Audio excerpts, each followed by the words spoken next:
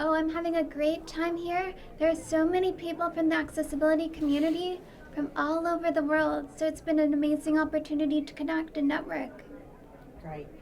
And what is the significance of the event? Why is it important that we're hosting it?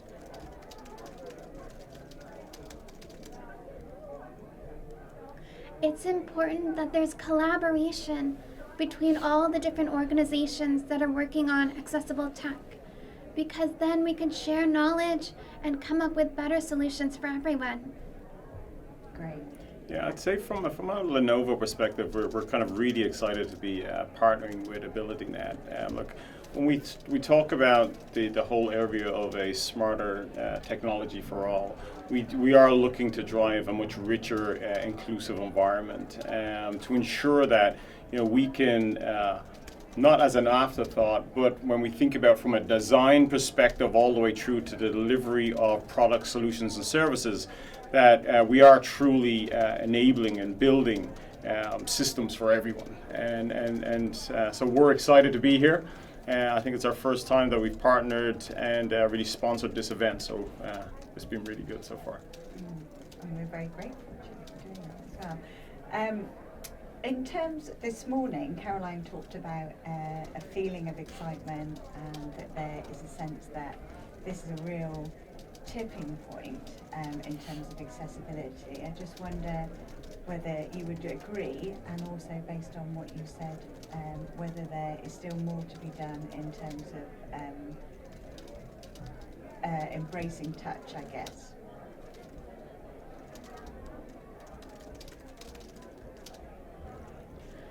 I'm seeing wonderful positive things, but I'm also seeing tech that's inaccessible and shouldn't be accessible. So we still need to educate a lot of organizations to make sure that tech is being designed with access in mind. And if we can increase hiring of people with disabilities so that the disabled are participating in all aspects of design, from testing and customers to designing the actual products, then everyone will have more accessible designs and better products overall. And for me, that's been a theme of the conference so far, is inclusive design, which is that it's less about designing for disabled and more about taking those principles and designing for all. So I guess I'd just be interested in both of your take on that from a Lenovo perspective and from your side. Yeah, look. One of the reasons why I'm really excited about our partnership with Haben, and then obviously our partnership with you, is to really think about how do we look at inclusivity, within the actual culture, part of our DNA. That we can actually, as we're designing products, that we're looking at those products or designing those products from the beginning with an inclusive point of view. And I'm really not thinking about it as an afterthought. So what we'll see with Haben in our relationship is really ensure that, one, we are looking at it from a cultural perspective, and what do we have to do to ensure that we're really diverse and inclusive, and I mean that in a very holistic manner. And two, how when we're thinking about designing our product solutions and services, that it is very inclusive as well. And I think the only way to truly do that is by having that within our DNA. Mm-hmm. And how close would you say you are to having that in your DNA?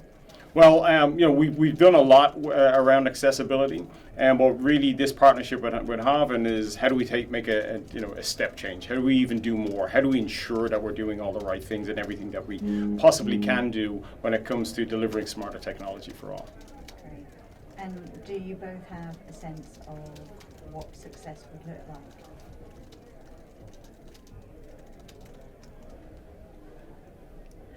Success would look like a culture where disability is celebrated as a driver of innovation and as people with disabilities as talented.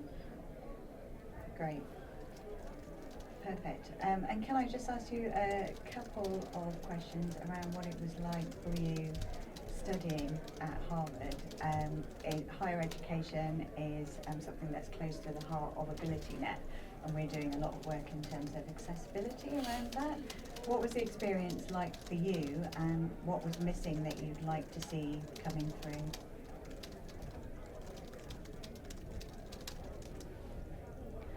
Harvard was ready for me when I arrived, but if I'd come 5 years earlier, I would not have been able to attend the university. Throughout most of its history, there have been so many barriers that women couldn't attend or people of color couldn't attend. Helen Keller really wanted to go to Harvard, but back then they only admitted men. It's society that creates barriers, and society can choose to dismantle barriers so people with disabilities are fully included. I did not know all the solutions I would need when I entered Harvard. Harvard didn't know exactly how it would work, but we engaged in an interactive process to seek solutions and create them when we encountered a wall. So it was an ongoing conversation to find accessibility solutions, and tech has made it much, much easier for me. I've met a blind person who said he had to quit working as an attorney because he was losing his hearing. And I questioned him, how could you say that? Of course a deafblind person can do law. And he said, back when I was working, we did not have access to Braille computers. And the existence of technology that instantly makes Braille available has made it much easier for me and my generation, Generation ADA, to have access to careers like law and to be able to enter places like Harvard University. Great. And you talked earlier about the importance of community for you personally and the impact of tech in creating that sense of community. How big a role will that play in the work that you're doing with Lenovo as you go forward?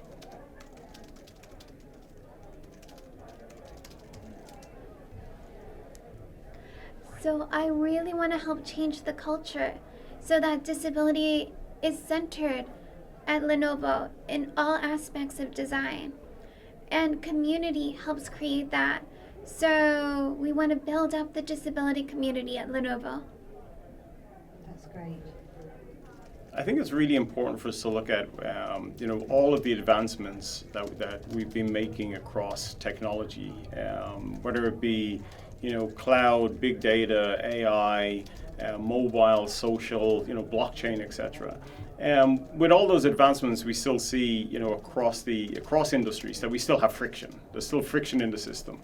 So our goal is really how do we understand that and then remove that friction? And that's not going to be for any organization a monolithic change. It's continuous improvements. And I think what Haben is going to be able to help us with is, even within Lenovo, is how do we continuously improve and start getting better. And some of that is, as we said, is in our culture. Some of that is going to be in our product sets. And that's going to be really important. But at the end of the day, we believe what we can provide and what we will provide is going to benefit all.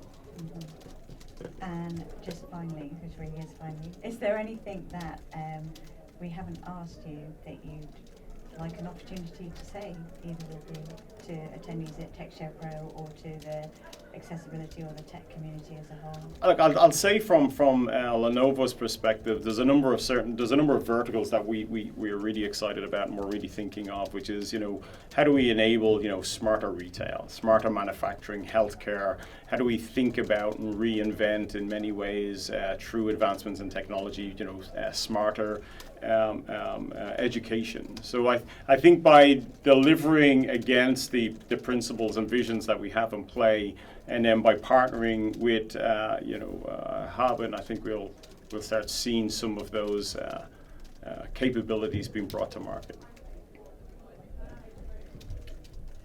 And for you, Haben, is there anything you'd like to say that we haven't asked you?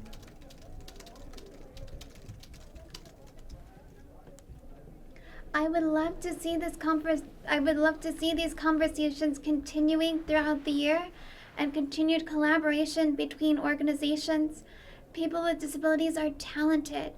If we develop more accessible products and services, the whole community will benefit. And we know this through the curb cut effect. Thank you both for your time. Thank you.